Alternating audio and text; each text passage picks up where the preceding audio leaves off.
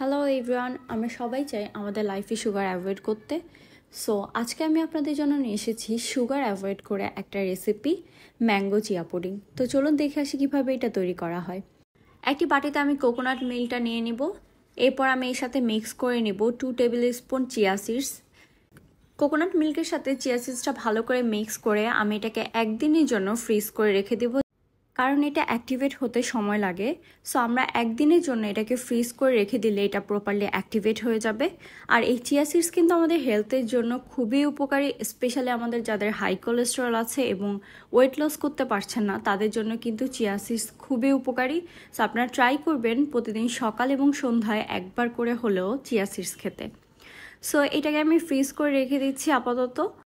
Next day আমি এখানে পাকা আম নিয়েছিলাম প্রায় 1 কাপের মতো। এবার এই আমটাকে আমি ব্লেন্ড করে নিচ্ছি।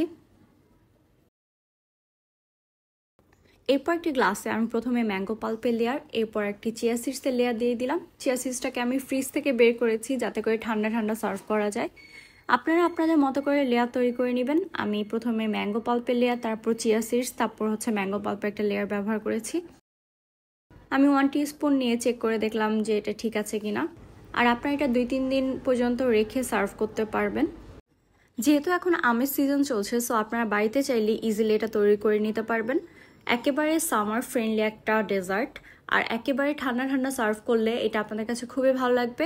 এটা আপনারা মর্নিং অথবা আফটারনুনে ট্রাই করতে পারবেন। সো এই সামার ফ্রেন্ডলি রেসিপিটি ভালো লেগে থাকলে লাইক, কমেন্ট এবং শেয়ার করবেন। নেক্সটে দেখা হবে নতুন কোনো রেসিপির সাথে। সবাই ভালো থাকবেন। আল্লাহ হাফেজ।